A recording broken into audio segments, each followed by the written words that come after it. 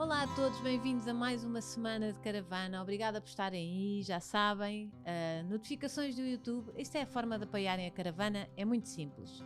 Ou veem, não é? YouTube, metem lá o sininho e ativam as notificações e recebem todos os episódios novos. Só de estarem a verem ou a ouvirem já estão a ajudar, porque os números também é importante, não é tudo, mas é importante.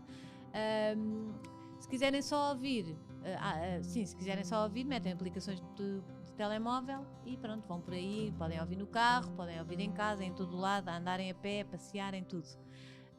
Comentarem, partilharem também é muito importante, tudo formas de ajudarem a caravana a continuar esta viagem.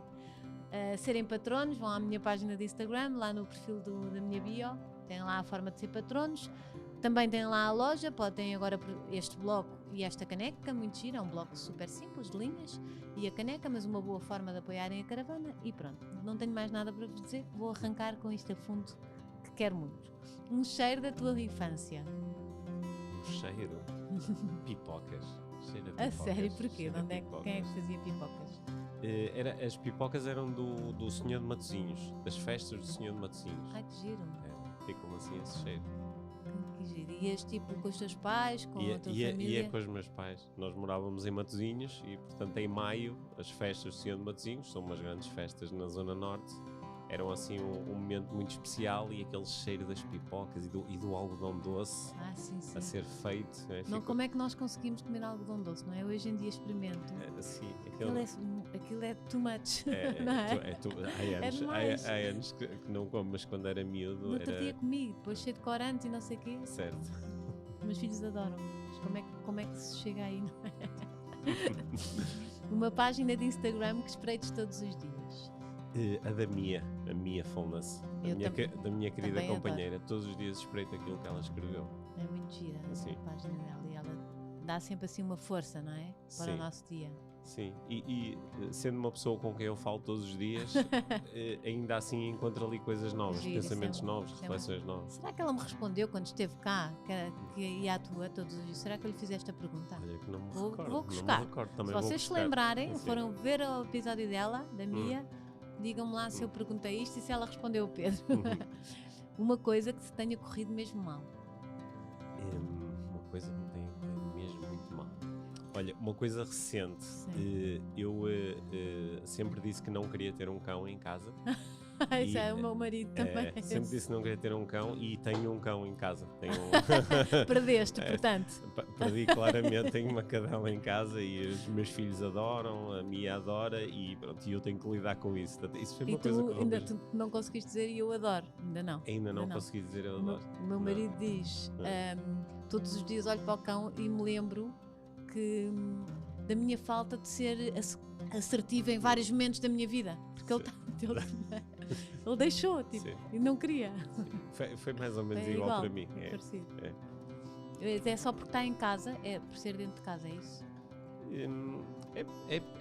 É por aquilo que implica do ponto de vista logístico, como os nossos filhos já são relativamente grandes, eu pensava que já não tinha que lidar com bebés e pronto, e agora lido com um bebé que também desarruma a casa e também tem necessidades muito próprias e não estavas com o chip.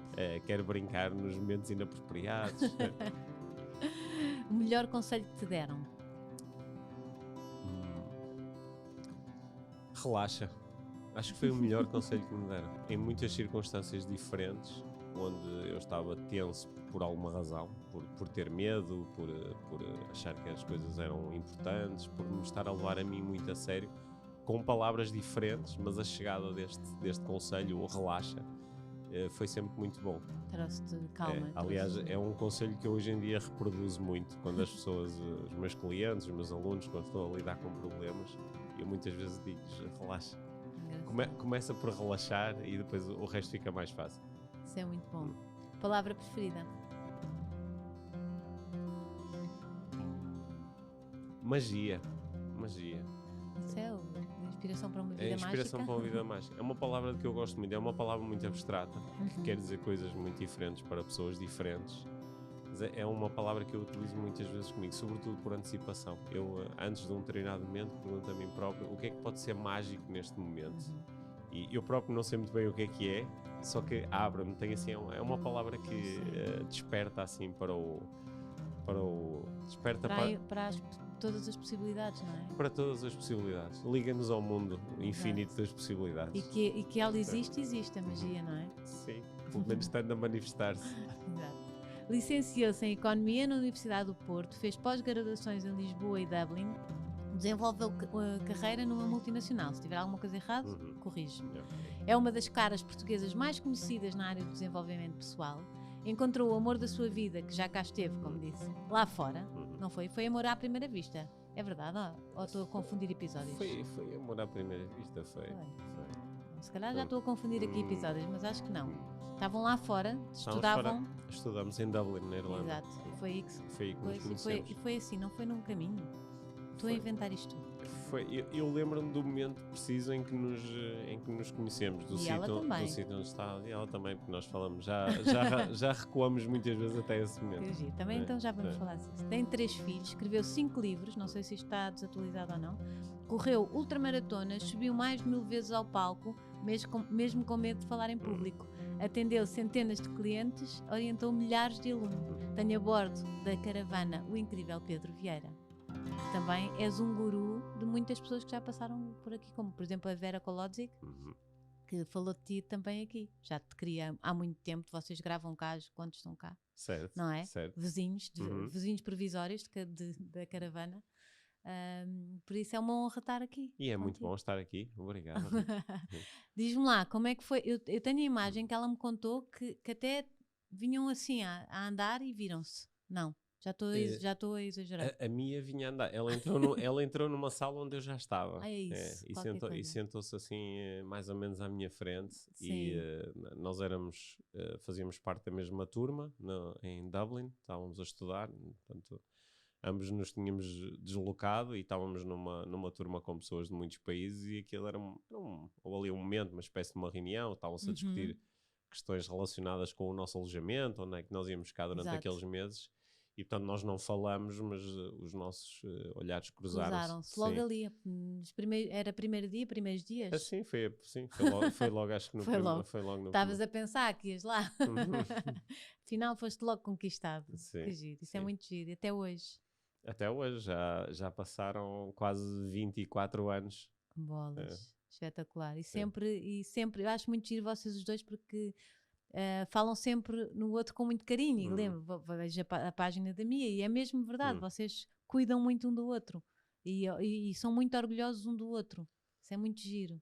Sim, eu acho que eu admiro muito a Mia, né? E admiro independentemente claro, de ser uma pessoa muito próxima e de termos uma relação muito longa e de partilharmos uma família e de partilharmos muitos projetos, mas eu admiro-a muito, por isso é que eu gosto tanto de conversar com ela.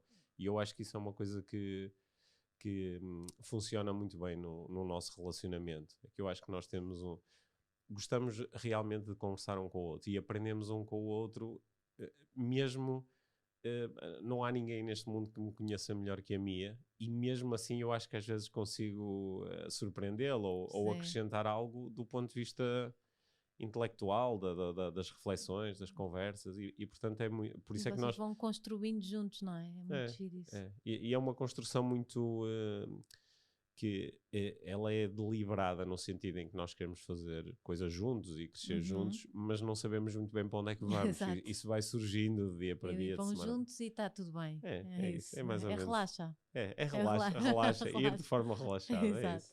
Então quero voltar para a Feira de Matosinhos. Sim. Para as pipocas. Como é que era esse Pedro em miúdo? Esse Pedro em miúdo? Sim. Olha, eu era... eu acho que cresci como um miúdo muito tímido. Ou pelo menos eu aprendi a acreditar, a ver-me a mim próprio como tímido. Né?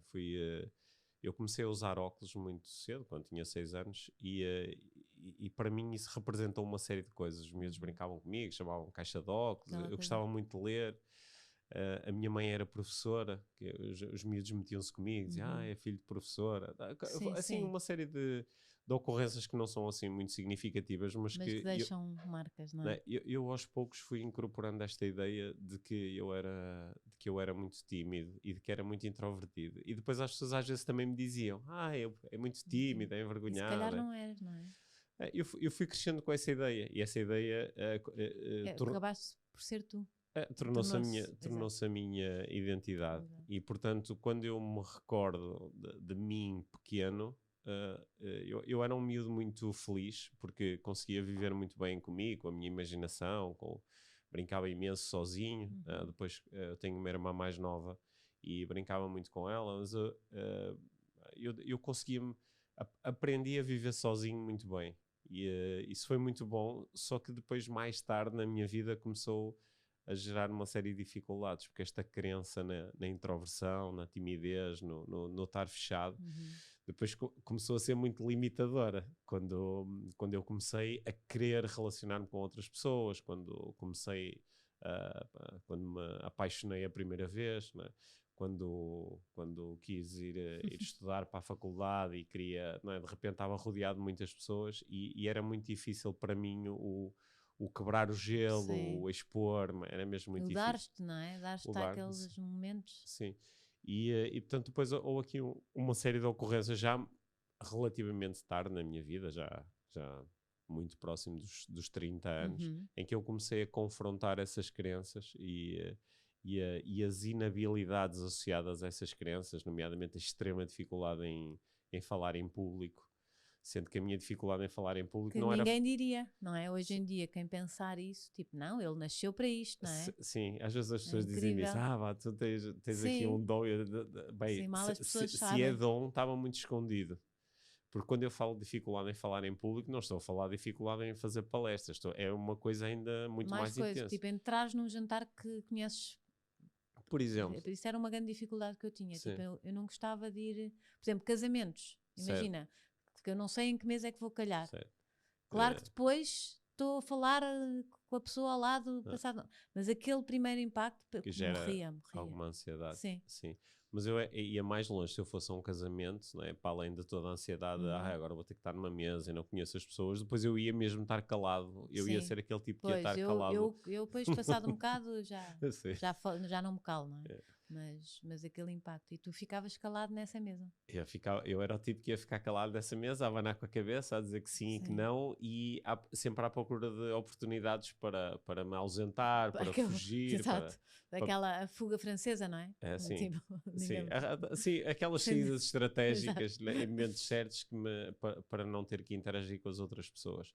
Mas isso começou a ser mesmo muito doloroso, porque começou a interferir muito com as coisas que eu queria fazer. Não é? Claro. Depois, entretanto, já estava a trabalhar e isso era uma interferência enorme, não é? Porque uma altura que eu quis desenvolver-me um pouco na carreira, começar a liderar equipas, não é? Como é que se lidera equipas com esta introversão toda e com este receio todo de falar com pessoas? Começou a ser muito doloroso. E foi uma altura onde uma série de coincidências colocaram o coaching na minha vida, uma coach que me ajudou a ultrapassar estas dificuldades e a descobrir uma série de recursos em mim. Portanto, foi assim um momento muito mágico, onde essas memórias da infância, de ser pequeno, de ser introvertido, depois passaram a estar acompanhadas por outras memórias, de outras coisas. Eu ainda guardo a introversão e a timidez, porque às vezes são muito úteis, não é? Exato. Sim, têm que ser controladas, não é? Sim, mas são recursos que também podem ser, não é? Todos os recursos podem ser muito úteis, desde que no contexto adequado. E, portanto, eu continuo a usar a introversão sempre que é bom para mim. Isso é muito giro ver como é que... se alguma vez eu diria que tu eras tímido. Tipo, quando eu te vejo em palco a falar para milhares de pessoas, não é? São milhares. Sim. Ninguém diria. Que processos é que fizeste para mudar isso? Para essas ferramentas que conquistaste para... Olha, ok, ainda vais assim... Eu ainda continuo a sentir, às vezes, um bocadinho de ansiedade ou sentir algum desconforto, que eu hoje em dia dou um significado muito positivo. Quer dizer que o meu sistema se está a preparar, quer dizer que aquilo é importante para mim, quer dizer que estás entusiasmado. Que estou entusiasmado. Troco muitas vezes a ideia do estou ansioso. Não, eu estou entusiasmado com isto. E hoje em dia curiosamente eu acabo a ajudar muitas pessoas que lidam com esse receio, né, Exato. o medo da É exposição. tão giro isso. Portanto, Tu às tantas estás a passar o que tu aprendeste para ti, não é? para mim hoje é muito óbvio porque é que para tantas pessoas é tão desconfortável falar em público. Sendo que o falar em público podia ser, por exemplo, olha, fazer o que nós estamos Aqui, a fazer, sim. não é? Gravar um podcast, depois milhares de pessoas vão ouvir esta conversa. Isto, sempre que nós nos sentimos expostos perante os outros, nós acabamos por lidar com os nossos dois medos existenciais, não é? O medo de não ser suficiente e o medo de não ser amado. Esses dois medos de repente estão a ser confrontados de uma forma exponencial. Que eu tenho medo, estes medos em relação a uma pessoa, mas quando estou a falar em público é o medo São multiplicado milhares. por 100, por 1000, né? E é por isso que é tão assustador, porque nós estamos constantemente a imaginar que podemos ser rejeitados, não é? As pessoas podem não gostar, podem nos julgar de uma forma negativa e podemos nos sentir insuficientes, que é por comparação com outras pessoas que conseguem fazer isto, eu não consigo, sou menos. E é por isso que fugimos tanto a estas oportunidades de nos expressarmos perante os outros. É por isso que é tão difícil. Exato. Então, ainda às vezes dá ansiedade, isso é bom, mas no fundo o teu trabalho acabou também por te trazer essas ferramentas, não é? Quer dizer, tu tinhas que passar as coisas que sabias, tu que tiveste necessidade, então para isso tiveste que ultrapassar. Sim, passou a haver uma necessidade prática. Também começou a haver outra coisa, que foi a nossa filha mais velha tem 17 anos, já está a caminho dos 18. E quando com a chegada da parentalidade, também houve uma sensação de... Isto tem sido difícil para mim em vários contextos. E imagino que os meus filhos possam aprender comigo a serem introvertidos e ser mais fechados. E eu gostava que eles também pudessem ter outros recursos à disposição. Sabes? Começou também a ser um novo motivo para me desenvolver em algumas áreas. O poder também ser um bom exemplo para... Exato. para os e meus filhos. Eles acreditarem que não há limites, não é? Que tu não tens que ser isto, tu podes alterar. Sim, não preciso ficar fechado numa identidade, né? Posso ir desenvolvendo os meus recursos, desenvolvendo as aptidões, se isso for importante para mim. Então, e como é que o desenvolvimento pessoal apareceu na tua vida? Tu, o miúdo que ia à feira de Matosinhos... Olha, houve vários momentos assim de contacto com aquilo a que nós hoje chamamos de desenvolvimento pessoal. Porque era uma coisa tipo muito vaga nessa altura. Era uma coisa muito vaga. O primeiro momento assim mais organizado foi precisamente esse em que eu, já trabalhando no mundo das empresas, trabalhei durante 6 meses com uma coach que me deu apoio. Inicialmente começamos a discutir coisas muito ligadas com o trabalho, a tomada de decisão, a liderança, a comunicação, mas rapidamente chegamos a estas questões que são mais importantes e são mais fundamentais, não é? A relação comigo, quem é que eu sou. A nossa verdade. A minha coach fazia-me perguntas muito simples, mas que me perturbavam imenso. Como por exemplo? Porque eu tinha a mania, que era um rapaz esperto e já tinha assim, já estava a construir uma carreira e tinha uns resultados interessantes, só que ela perguntava-me coisas como, afinal, quem és tu? Que é uma pergunta simples, muito direta, e ainda por cima é sobre mim. Em princípio eu tenho toda a informação para responder a isso, só que isso deixava-me muito perturbado, porque eu tinha dificuldade em responder, não é? Porque, ou às vezes dizia, então sou gestor nesta empresa. Ok, mas isso é uma coisa que estás a fazer, não é? Podias fazer outras. Antes não eras gestor. Exato. E se calhar a seguir não vais ser. Quem és tu para além disso? Sou... A tua essência, não é? As respostas que iam surgindo eram muito ligadas àquilo que eu fazia. Não é? Depois que é muito masculino, não é? Sim, acredito que sim. Está um bocadinho a mudar, mas os homens, não é? Até agora, eram a sua profissão. E depois, quando aquilo acabava, era problemático. Sim. E para muitos foi problemático, principalmente se não havia hobbies e se não havia... Não é? Eu acho que o homem se... realiza muito na sua profissão, a mulher cada vez também mais, não é? Mas a mulher acaba por ser um bocado polvo, vai a todas e faz isto e faz aquilo, não é? Eu acho que o homem centra-se muito no seu trabalho, não é? Sim, mas mesmo quando nós passamos essa fase e deixamos de dizer eu sou aquilo que faço, mesmo quando o passar para a segunda fase é dizer ok, eu sou introvertido, ou eu sou... Exato. Mesmo isso continua a não ser a resposta, não é? O que é que ela queria que tu respondeste?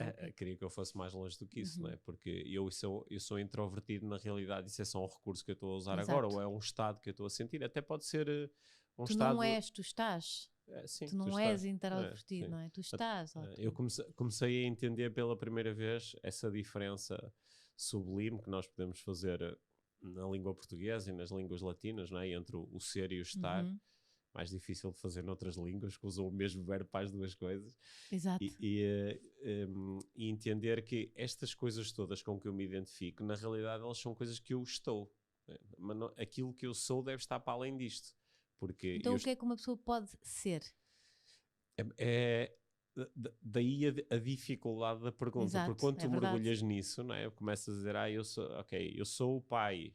Eu sou pai, mas podia não ser, ou momentos em que já não fui. E na realidade eu não sou sempre pai. Por exemplo, agora durante esta nossa conversa, os meus filhos não estão aqui, eu não... Sim, não eu estás a posso-me exercer. ligar, posso-me ligar através do mundo das ideias com eles.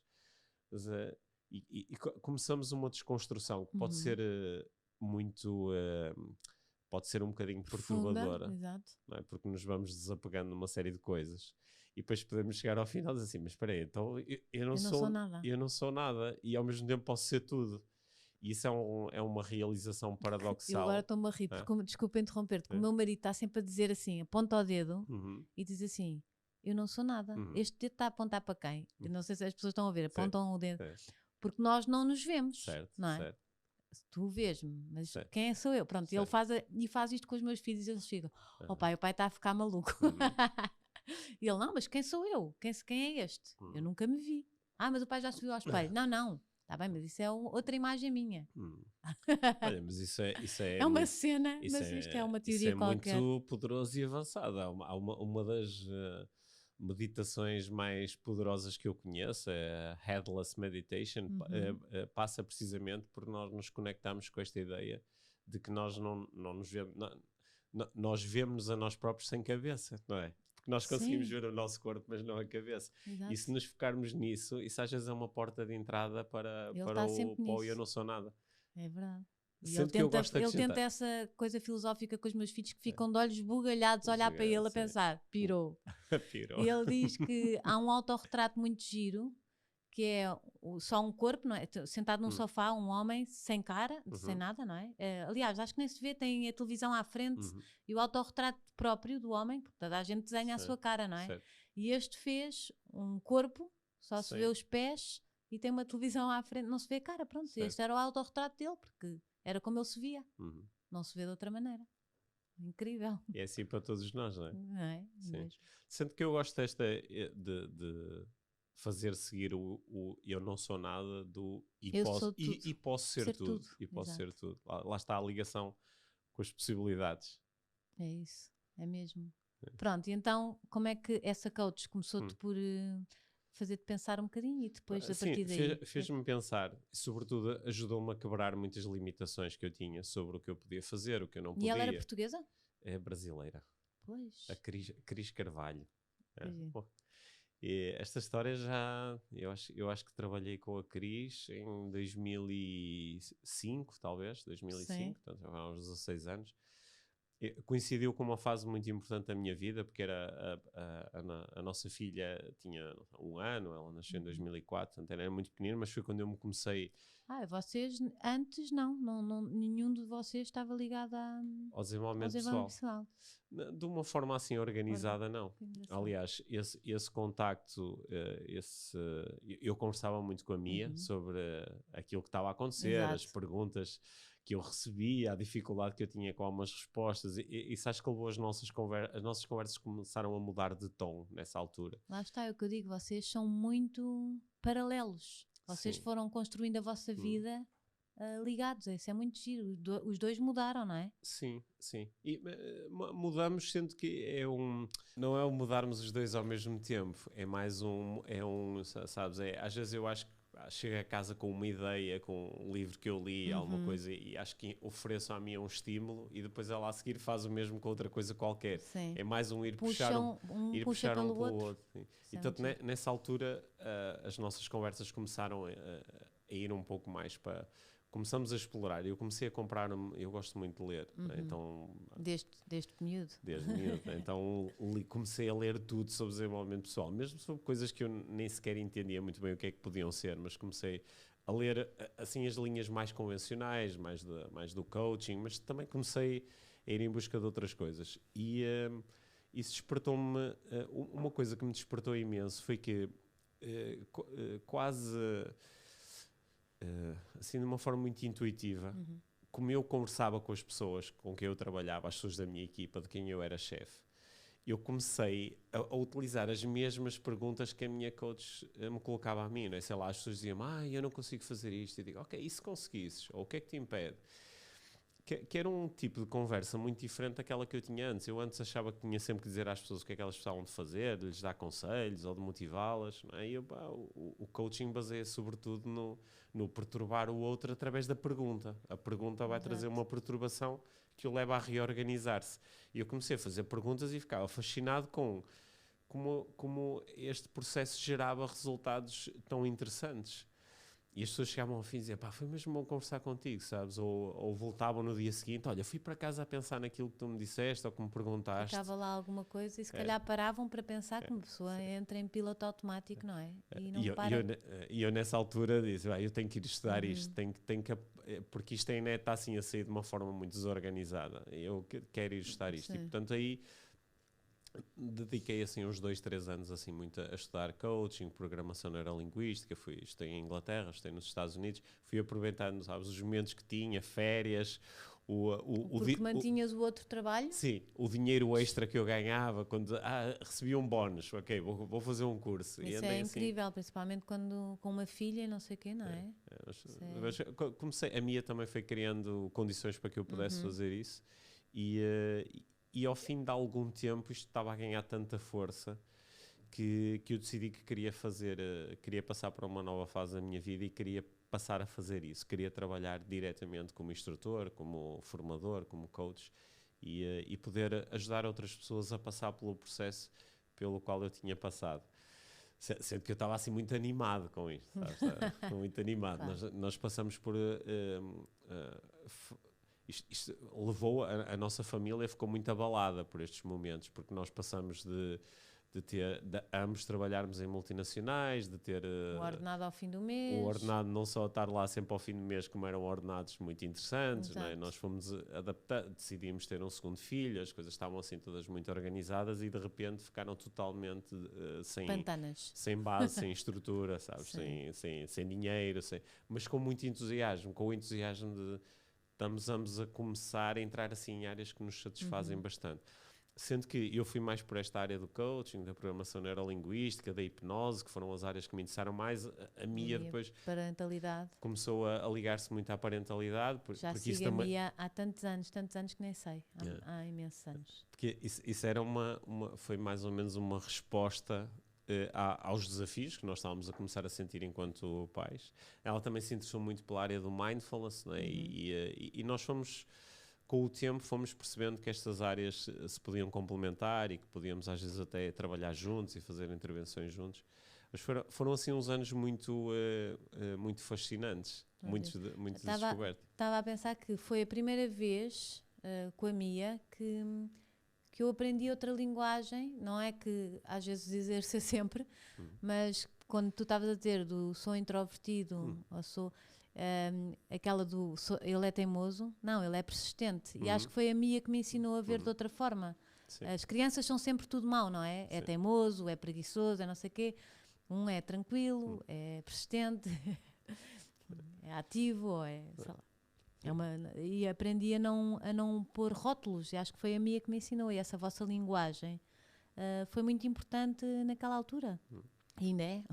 Sim, eu acho que nós os dois, seguindo cada um assim, linhas de estudo diferentes, mas fomos descobrindo muitas coisas em comum. É por isso que nós hoje em dia acho que falamos os dois desta ideia da vida mágica e do viver uma vida mágica, que é sobretudo um fenómeno interno, não tem propriamente a ver com aquilo que acontece lá fora, mas mais com a forma como nos relacionamos com aquilo que está lá fora.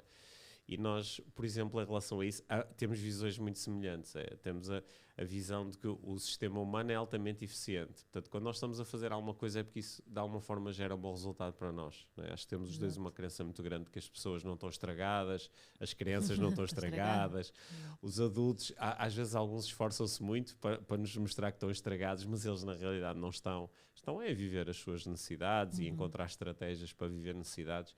E isso é uma abordagem e uma linguagem, como estavas a propor, que cria muito espaço, cria muita possibilidade. Verdade. Mudou completamente a minha forma de pensar, porque acho que, não sei, o nosso país não tem muito este pensamento, não é? Não é? Ainda somos, rotulamos muito, castigamos muito, Sim. e de repente a Mia veio dizer que castigos para quê, Sim. e não sei quê para quê, e eu, se calhar. E mudou muito a minha forma de pensar. Não quer dizer que a minha cultura não venha aqui ao de cima às vezes, mas já sei ver que há outras formas. Eu acho que é muito o questionar a intenção. Nós às vezes fazemos coisas que aprendemos a fazer de uma treinada forma e sem questionarmos realmente qual é a intenção, o que é que eu realmente quero. Eu acho que a Mia faz muitas vezes essa pergunta do que é mais importante agora. E isso conecta-nos com a nossa intenção e depois a partir daí podemos desenhar um conjunto de estratégias e entender às vezes que até as coisas a que nós estamos muito agarrados, elas nem sequer produzem o resultado que nós queremos, não é? Só um hábito. Assim, é só um hábito. É um hábito que não funciona. Sim, né? que giro. E às vezes resistimos muito depois a mudá-lo. É engraçado. É das coisas mais engraçadas com que eu lido no desenvolvimento pessoal. É lidar às vezes com pessoas que me estão a mostrar que há uma coisa que fazem e não funciona, só que simultaneamente se agarram muito a ela, porque ela está muito ligada à sua identidade. Seria quase, olha, pegando na minha história, era quase como eu dizer que não queria ser introvertido, mas estar constantemente a reforçar que o era. E se alguém me propusesse que eu podia mudar, eu dizia, não, isso é impossível porque eu sou, mas quero mudar, mas não consigo. Esta às vezes parece assim um ato de loucura mental, está muito enraizado em algumas áreas. E acho que a nova linguagem é o quebrar essas limitações. Quando é que percebeste que era mesmo o caminho certo? Foi com o feedback das outras pessoas? Ou houve assim aquele momento de... Houve uns momentos de dúvida, porque não houve dúvida, acho que nunca houve dúvida em relação a isto faz sentido para mim e estas formas de pensar fazem sentido para mim. Isso nunca houve dúvida. Mas houve dúvida em relação a faz sentido ou não ser profissional desta área. E até porque as dúvidas surgiram, acho que é o que qualquer pessoa faz em relação à sua profissão. Em algum momento também se questiona sobre se eu consigo pagar as contas da minha família com este trabalho. Né? E ainda por cima, esta área em particular do desenvolvimento pessoal faz-nos um convite constante a nós entrarmos em contato com a nossa congruência, que é isto que eu estou a fazer e a forma como eu estou a fazer está alinhado com aquilo que eu estou a propor. Né? Esta é uma área difícil, é uma área em que eu falo muito sobre isto, mesmo com os meus colegas que estão nesta indústria do desenvolvimento pessoal. É muito fácil quebrar a congruência, apresentar um conjunto de ideias e depois não as viver. E portanto, aí sim algumas vezes surgiu a dúvida. Eu consigo fazer isto de uma forma que seja totalmente alinhada? Eu consigo ter... Depois também é fácil teres aquela sensação de como é que se chama, de estar-te há um síndrome de não sei o quê. O síndrome do impostor. Do impostor, não é? Sim, será que... de estar a apresentar uma ideia e eu nem sequer me conseguir sentir. Não é? Sentir. E eu tenho muitos colegas que, acho que quando sobem para cima do palco, utilizam uma máscara, às vezes com uma intenção muito boa, que é eu quero inspirar as pessoas, então vou apresentar aqui um ser altamente inspirador, que consegue fazer tudo, que ultrapassa todos os desafios, só que esse não sou eu, não é? Exato. Eu tenho desafios que não consigo ultrapassar, tenho momentos em que fico perturbado.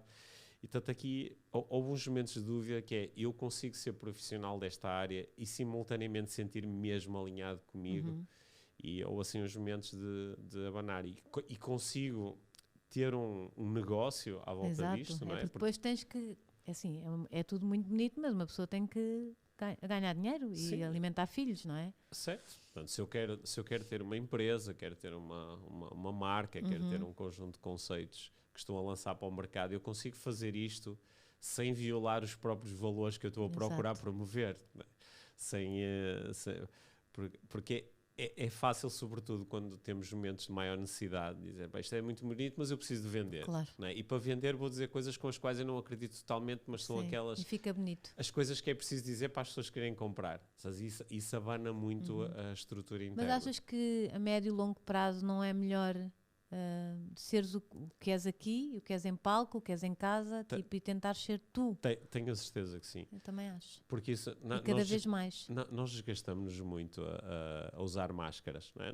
Nem precisa ser profissionalmente, mas a usar a máscara do eu quero ser o parceiro perfeito para a minha companheira, eu quero ser o pai perfeito para os meus filhos. Ou eu não quero mostrar certas coisas aos meus filhos que eu estou a viver, ou não quero mostrar certas coisas aos meus amigos, ou aos meus colegas de trabalho, isso é tão desgastante. Estamos constantemente neste jogo, não é? O melhor jogo que eu conheço é eu estar continuamente a perguntar como é que eu posso viver isto da forma mais congruente e relaxada, lá vai outra vez a palavra, e relaxada possível. Porque se eu conseguir fazer isso, então vai ser mais fácil fazer tudo. Vai ser mais fácil estar em casa, vai ser mais fácil estar no trabalho, vai ser mais fácil estar com os amigos na brincadeira, sem estar constantemente em processo defensivo de o que é que eu posso mostrar, o que é que eu não posso mostrar, o que é que eu tenho para esconder, o que é que eu quero disfarçar. Que esse acho que é o jogo que nós muitas vezes fazemos uns com os outros. Não é? Exato. Sei lá, venho aqui conversar contigo no podcast e começo a pensar, o que é que eu quero mostrar às pessoas que vão ouvir este podcast? Se calhar tenho que mostrar isto, ou tenho que mostrar aquilo, ou não posso falar daquilo. Isto é tão desgastante. Eu acho que o outro lado, que é um convite difícil de aceitar, porque vai tocar, lá está, naquela pergunta de quem sou eu, é eu mostrar-me tal como sou a cada momento. E porque há pessoas que se calhar têm tantas fragilidades que virem com a coisa toda estudada é muito mais simples do que se darem. Ao momento, não é? Certo. E normalmente isso é uma consequência, não é? A Mia certamente falaria muito sobre isso se estivesse aqui, não é? Isso é uma consequência da forma como, quando nós éramos pequenos, da forma como às vezes nós fomos rejeitados quando nos expusemos, não é? Como fomos castigados por dizer a verdade, ou como foram desvalorizados os nossos pensamentos e emoções. As opiniões. Né? As opiniões, a tua opinião não interessa, está mas é caladinho e faz o que te mandam.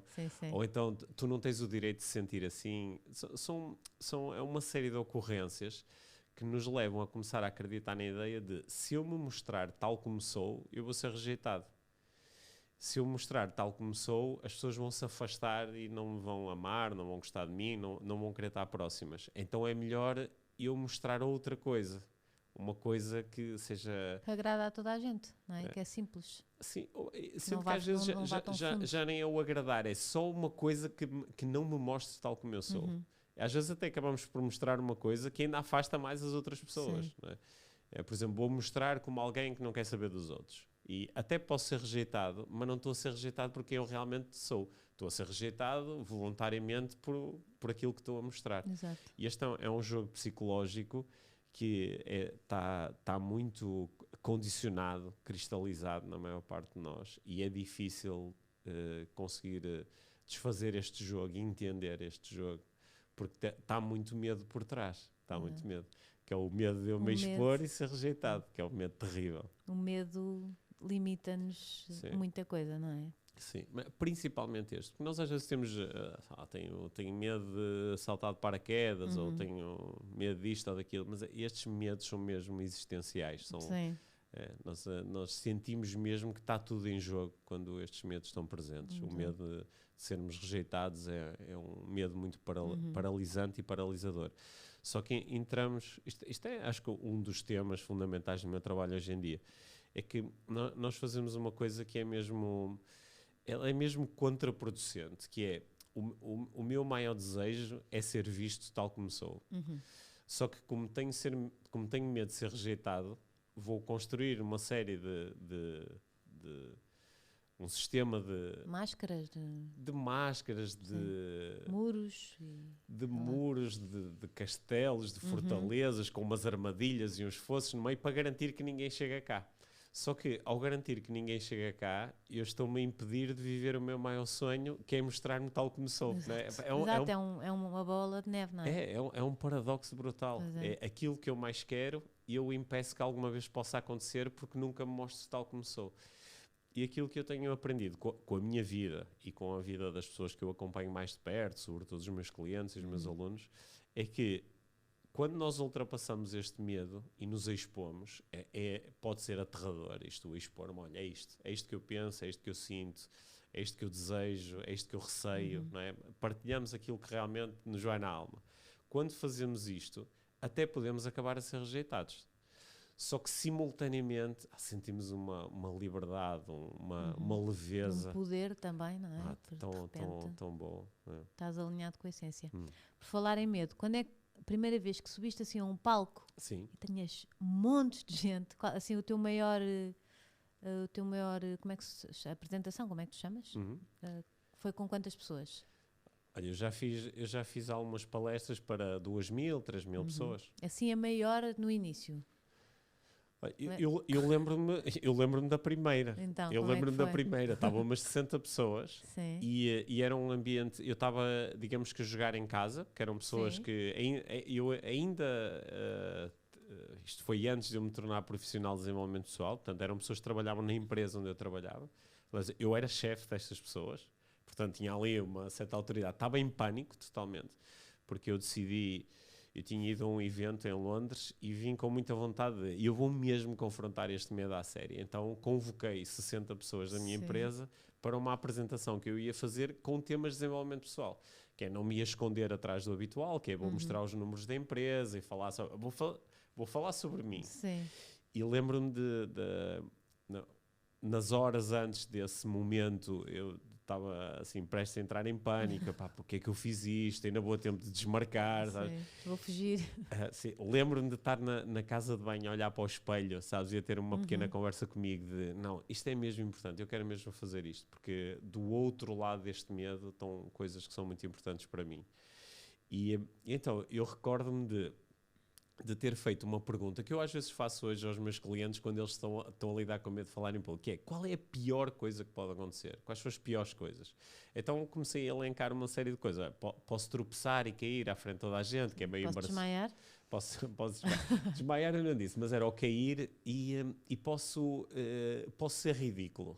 Posso ser ridículo, posso dizer ou fazer alguma coisa ridícula.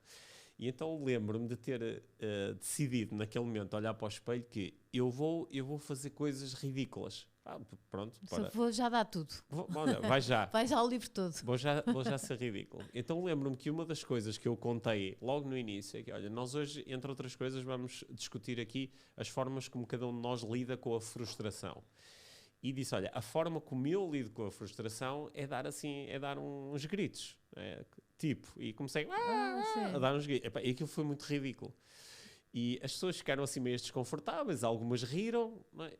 Mas para já quebraste logo ali o gelo, não é? E sobretudo aprendi uma coisa essencial, que é eu sobrevivi àquele momento. Exato. Ridículo ou não, continuo aqui. E quando nós aprendemos na prática que por muito medo que tenhamos de uma coisa que nós conseguimos sobreviver-lhe, ela perde poder. Exato. Então tenho mesmo essa memória assim aqui muito ancorada desse momento. E depois correu bem? Correu bem, suei imenso. Lembro-me de ter suado imenso, sabes? Aliás, eu no início, quando falava em público, suava muito. Suava, sabes? Ficava uma t-shirt, uma camisa molhada, que era uma reação inconsciente, claro. Né? Às vezes falhava-me um bocadinho a voz tremia em alguns momentos, às vezes as mãos tremiam, eu estava a apontar para alguma coisa, estava a escrever. Só que fui lidando com isso como manifestações inconscientes de desconforto. Ok, tudo bem, não há problema. Mas também acho que aprendi desde cedo a não querer disfarçar isto, a não querer fazer de conta que isto não estava a acontecer. Porque quando nós tentamos controlar as nossas respostas, tendencialmente elas vão escalar, vão aumentar e vão ganhar até... Aquilo perde controle, não é? Fica tudo descontrolado. Ganha uma proporção maior. Exato. Então eu acho que aprendi a estar... Eu hoje em dia, quando é? falo em público... Relaxa, outra vez. Eu quando falo em público, eu digo às pessoas o que está a acontecer comigo. Se eu estou ansioso, digo, olha, neste momento estou-me a sentir ansioso. E isso é tão libertador. Lá está, é o mostrar-me tal como sou a cada momento. Tão giro. Quem é que te procura hoje em dia? Não é só pessoas que têm medo de falar em público. Não, não. Olha, eu hoje em dia tenho... Eu trabalho com clientes, 1 para 1, com clientes de coaching, sendo que neste momento a maior parte dos meus clientes são pessoas do mundo do futebol. Eu trabalho com futebolistas e com treinadores de futebol, da elite. Sim. É sério, não estava Sim. a leste, não fazia ideia. É uma coisa que já faço há alguns anos e que Que nos giro. últimos anos tem ganho assim muito espaço. O que é que quer um atleta? O que é que... Inicialmente quer performance, quer melhoria de desempenho, quer marcar mais golos, quer passar para outra equipa, Ok, isso. E porque quer é que não chegar vai à seleção. um preparador físico? Porque tu? Porque entendem cada vez mais que aquilo que separa uma exibição mais ou menos de uma boa exibição são as condições mentais e emocionais. Porque eles sabem, ok, eu estou bem fisicamente ou eu estou bem tecnicamente, mas às vezes o jogo corre muito bem, outras vezes o jogo corre muito mal. Às vezes fico nervoso, às vezes às vezes fico com medo, às vezes perco confiança. Ou agora estou a jogar num clube muito grande e fico muito ansioso, não consigo dormir antes do jogo, ou o treinador deixou de me pôr a jogar, está a ser muito difícil para mim manter-me motivado para o treino, estou triste. Ou o público que a subia. Ou o público a subia. Fogo, até a própria equipa, como é que é possível? Ainda Sim. temos esta cultura. Sim. Não é? Surreal, quando não estão a jogar bem. E a mesma coisa da parte dos treinadores. Nós temos treinadores que estão cada vez mais... não é? Os treinadores portugueses andam pelo mundo inteiro a treinar grandes clubes e cada vez entendem melhor que a questão técnica, a questão tática, é claro que são importantes, mas eles têm equipas incríveis a trabalhar isso com eles. Mas eles entendem que o conseguir ajudar os meus jogadores individualmente e em equipa a entrarem em estados emocionalmente saudáveis é o que faz a diferença entre eles conseguirem fazer um bom jogo ou terem mais dificuldades. Claro que isto não garante a vitória, mas garante que estão a utilizar todos os seus recursos. Não é? Um bem-estar, talvez. Não, Sim. não é? Estar pleno, é aquilo que se diz, não é? Estar pleno. Portanto, muitos dos meus clientes estão nessa indústria, sendo que eu também continuo a trabalhar com clientes, com diretores de empresas, que às vezes querem... São pessoas que às vezes quando chegam ao topo das organizações se sentem muito sós, não é? Porque sentem que necessitam de se desenvolver ou de partilhar os seus desafios e às vezes não sabem muito bem com quem fazê-lo e um coach pode ser um ótimo recurso. O público normal já não tem acesso a ti. De uma forma diferente, porque eu faço muitos cursos e tantas pessoas... Ou seja, tu ensinas outras pessoas que poderão... Sim, que podem querer... eu faço curso de coaching, faço curso de neuroestratégia, que é assim a minha grande abordagem de desenvolvimento pessoal. E o que é a neuroestratégia? Desculpa. A neuroestratégia é a minha paixão. Então. Uma neuroestratégia tem 3 passos. O primeiro é identificar problemas, qual é o problema, o que é que eu quero resolver, o que é que eu quero melhorar, o que é que eu quero desenvolver. Depois, elencar os nossos recursos, os recursos internos, por isso é que é neuroestratégia. Que recursos é que eu tenho à minha disposição? Os meus recursos mentais, os meus recursos emocionais, os meus recursos físicos. E perceber de que forma é que eu estou a utilizar esses recursos para gerar o resultado que eu estou a gerar e depois criar uma nova estratégia, reorganizar recursos, nomeadamente reorganizar a forma como eu penso, que é uma coisa muito importante, não é? Nós recebemos muitas vezes o input de, olha, tens que pensar mais sobre isso ou tens que refletir mais sobre isso. Só que muitas vezes o problema não é a existência ou não de reflexão, é como especificamente é que a pessoa está a refletir. Porque ninguém nos ensina isso, não é? Ninguém nos ensina... Devia até ser ensinado nas escolas, não é? Certo. Ninguém nos ensina a pensar. Exato.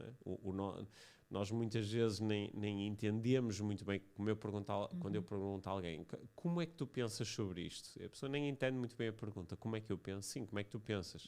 Então eu penso comigo, ok, tens um discurso interno, é isso? Tens aí sim, eu ouço palavras dentro da minha cabeça, ok.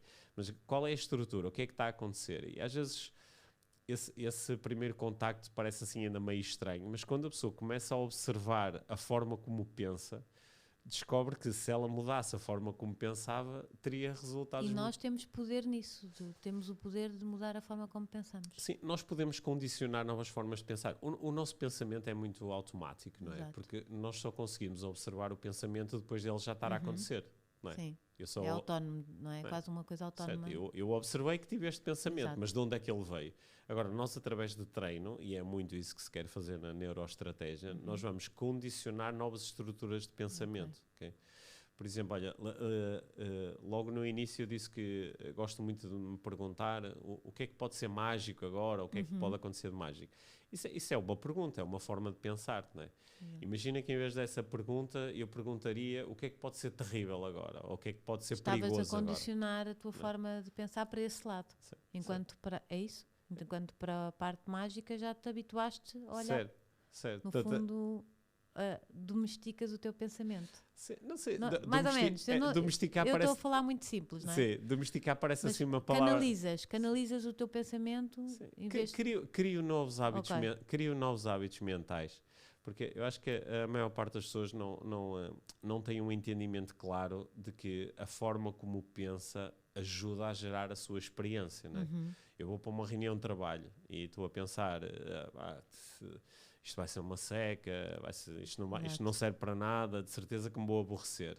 A pessoa às vezes não tem um claro entendimento, ela acha que isto é uma observação, não entende que isto em parte é uma profecia autoproclamada, não é?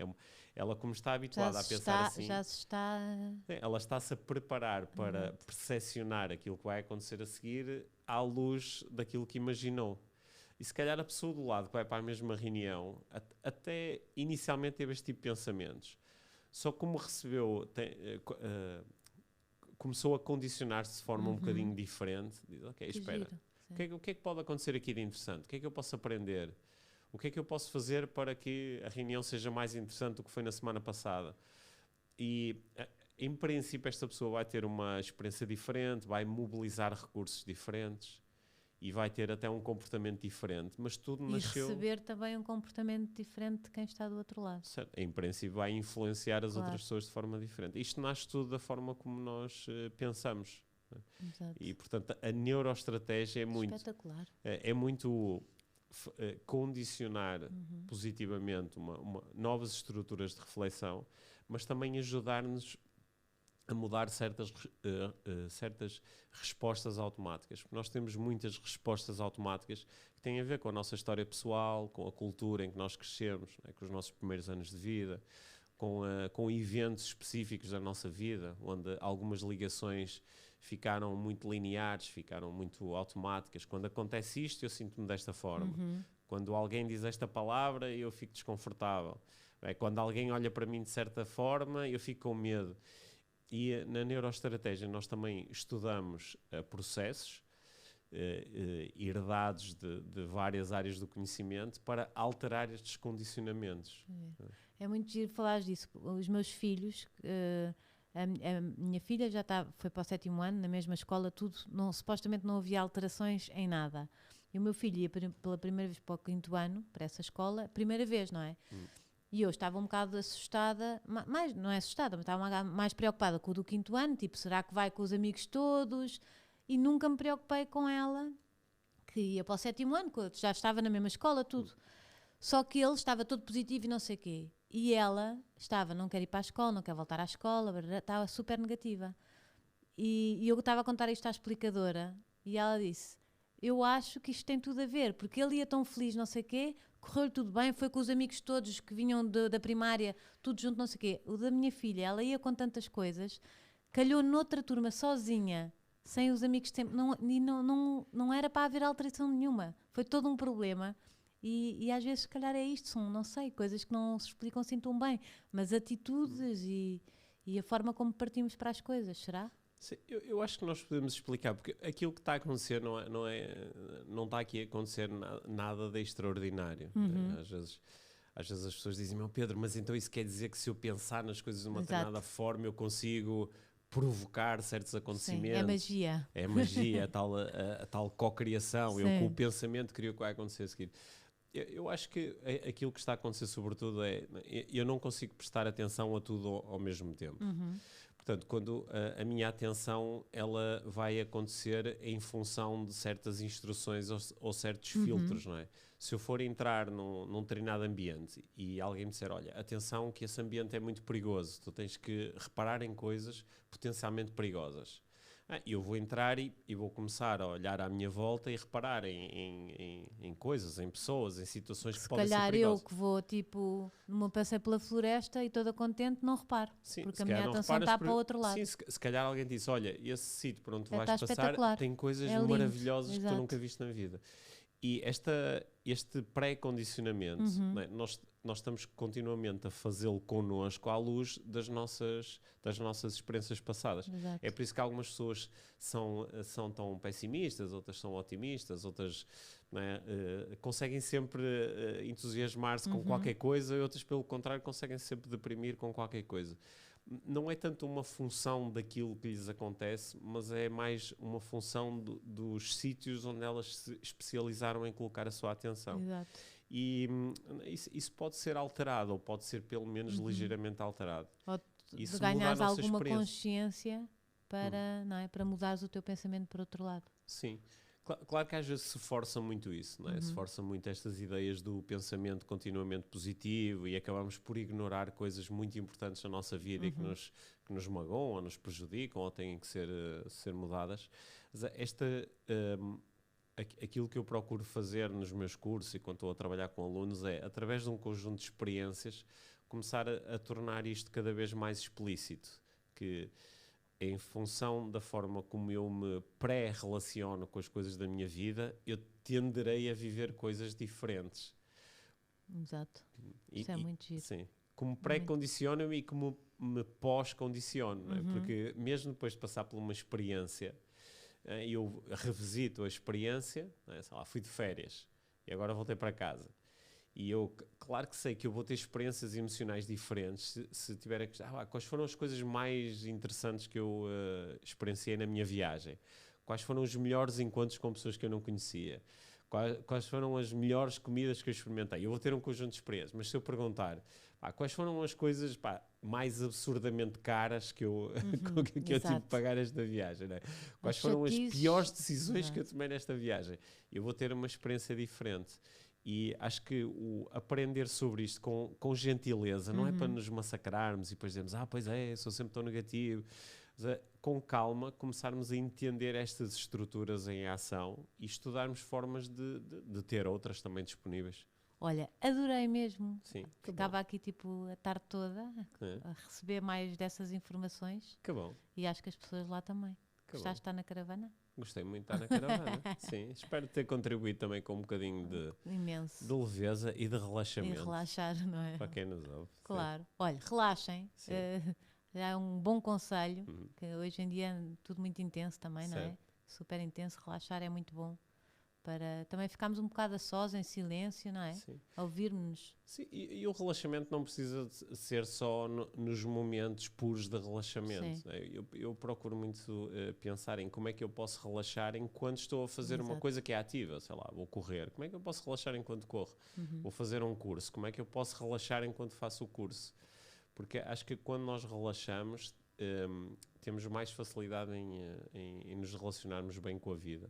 A tensão, às vezes, é muito importante, mas a tensão em exagero provoca desgaste. Sempre, não é? E este stress que hoje em dia vivemos não faz nada bem à saúde. São convites contínuos à tensão. Tens de fazer isto desta forma. Fight, flight, não é? Como é que é? O fight or flight está sempre ativado. Está sempre, não é? É por isso que há pessoas que até ficam tensas com a ideia de relaxar, não é? Eu tenho de relaxar, eu tenho de relaxar. Estão a provocar tensão. Sim, aquelas que não consigo. Estou a meditar, quero meditar, mas estou tento. Sim, tenho que meditar rápido, que só tenho 10 minutos. É isso. Isso é um grande conselho. Sim. Muito obrigada, adorei ter-te cá. E pronto, relaxem, já sabem. Esta semana quero tudo a relaxar em tudo o que fizerem, está bem? Beijinhos, boa semana. Bom, obrigado.